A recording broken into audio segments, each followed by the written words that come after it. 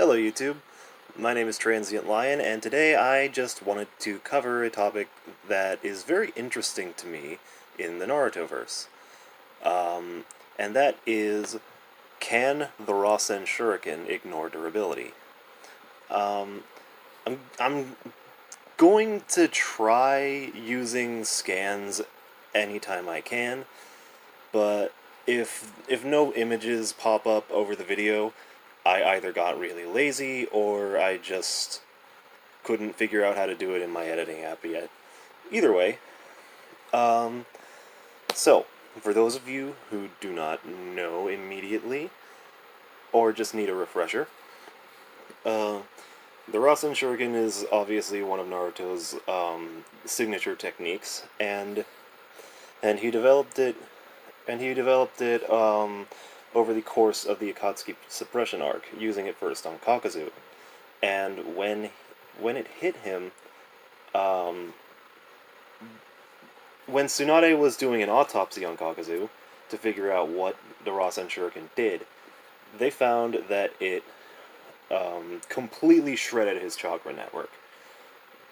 And this is visualized by a bunch of really tiny needles piercing into Kakazu's cells.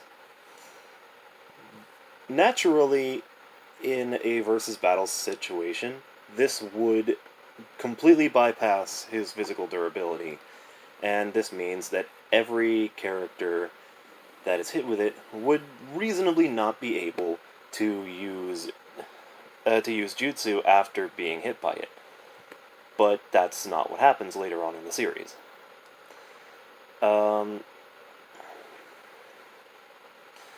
yeah, I'm just gonna quickly go over each individual fight Naruto gets after he uses the attack on Kakazu, and explain whether or not there is any evidence in any of them that supports the Rasenshuriken ignoring durability. So, I think the first one is legitimately just Pain, and Pain's a weird case, because Pain is literally a group of 6 bodies that are animated by the black chakra receivers put into them by Nagato, or whoever did the surgery.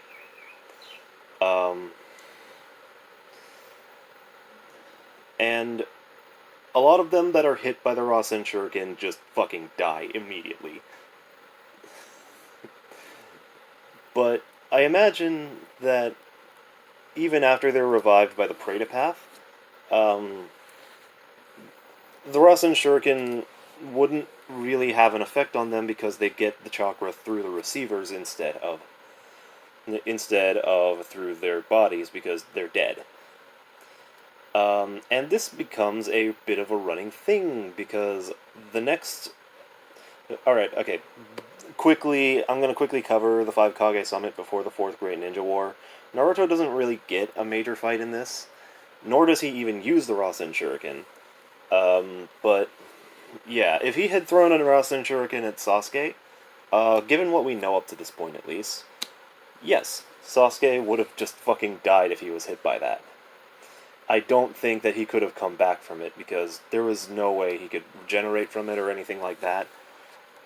At least not at that point. That's not to say that Naruto immediately wins against Sasuke in that scenario, because Sasuke got a pretty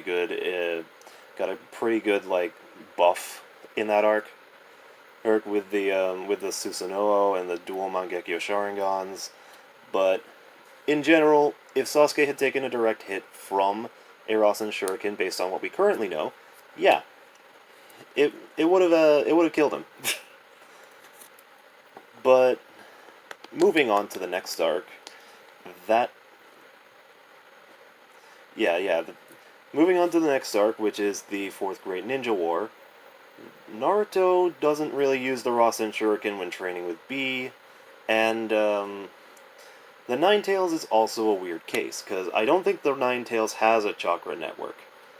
The Ninetales, or should I say Kurama, Kurama is literally made of chakra, and I don't even know if that means he even has cells.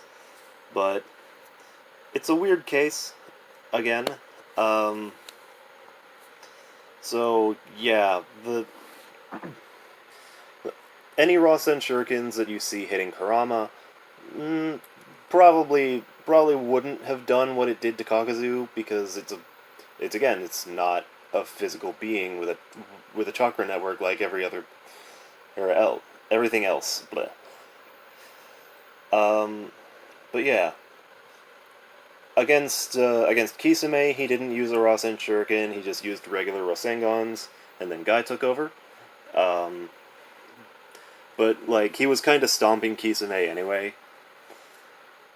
Then after that, I think that all of the people that he fights in the Fourth Great Ninja War, or at least up until the final battles start, are able to regenerate from the Rasenshuriken.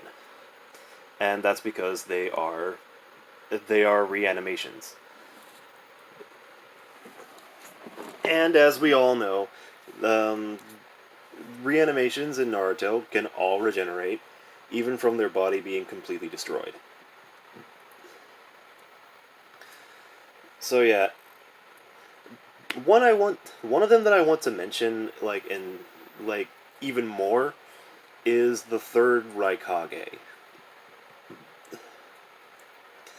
Because the third Raikage has even more shit going for him, since he has his thunder armor, which, even though lightning is weak to wind, completely no-selled a Rasenshuriken. And this probably means that even if the third Raikage had been alive at that point, he totally would have been able to tank that Rasenshuriken using the thunder armor, and like it wouldn't have had his chakra network shredded because the attack didn't reach his actual body. Um, Going back to Sasuke in the Five Kage Summit too, if he had used his Susanoo to block a Rasenshuriken, which is debatable, I don't know if he'd be strong enough to do that. I don't want to get into that now, though, because that's not the topic of this video. But, yeah, assuming someone like Sasuke or Itachi or Madara used their Susanoo to block it, yeah, they could definitely survive being hit by a Rasenshuriken. But yeah, let's get into Madara now. He threw a Rasenshuriken at Edo Madara, and he absorbed it with the Preta Path. But Madara could have definitely just tanked that Rasenshuriken, or like let it blow his body up and regenerate from it. But he was also trying to be sealed by Gaara at the time, so I think he wanted to be like aware and able to react to stuff. But yeah, Obito is a weird case because I don't remember entirely off the top of my head. I don't think that Obito was ever actually hit by a Rasenshuriken before he went into Ten Tails mode. And I don't think that the Hashirama cell regeneration would have been enough to come back from his entire chakra network being shredded. But given what we've seen from Six Path Sage mode regeneration, which we can scale both Jubito and Six Path Sage mode Naruto from Madara, who was able to regenerate being cut in half. Yeah, you can totally say that anyone with Six Path Sage mode that takes a Rasenshuriken can actually regenerate it, even if they don't have the Renegon and can't absorb it with the Preta Path.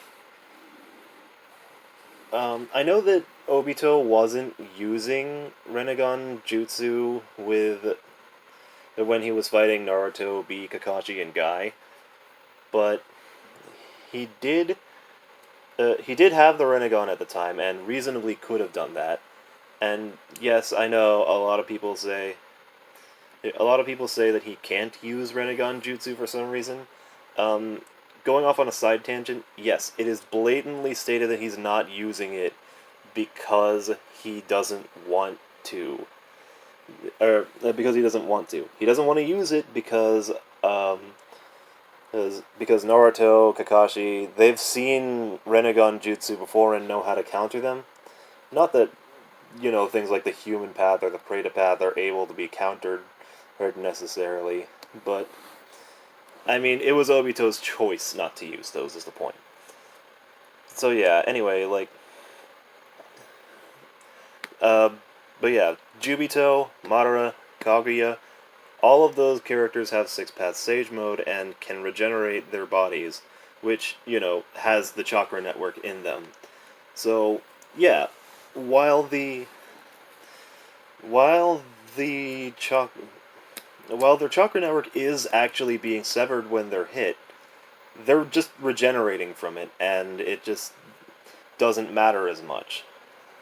So yeah, that's why when the Lava Rasenshuriken was hit, it was like hitting Madara, he was still able to use Jutsu after that because he has six pass Sage Mode in the Ten Tails Jinchuriki form, and can regenerate because of that. And Kaguya is literally the Ten Tails and also can use Truth Seeking Orbs, so we can assume that she has six pass Sage Mode.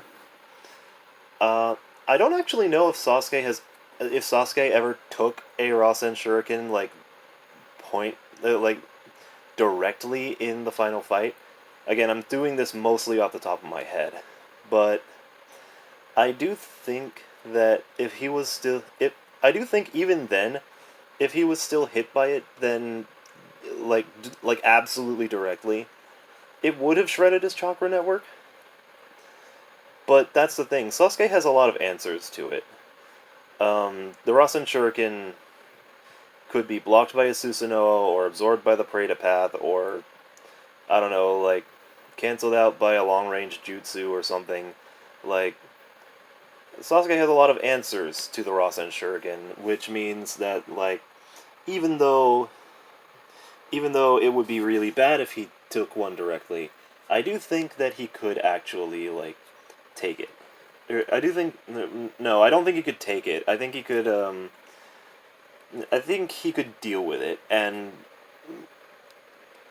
I think we can tell from the final clash, even though Sasuke was being amped by the Biju to match Naruto's final attack, yeah, he could potentially deal with the Rasen Shuriken in a lot of indirect ways. So yeah, I don't really have anything else to say about it. Thankfully, I was able to get my thoughts out pretty coherently and quickly, compared to other videos at least. So yeah, I think I'll continue talking about, like, little things like this that like, interest me, because I've been wanting to make content like this for a little while now. And, yeah, that's it. Bye.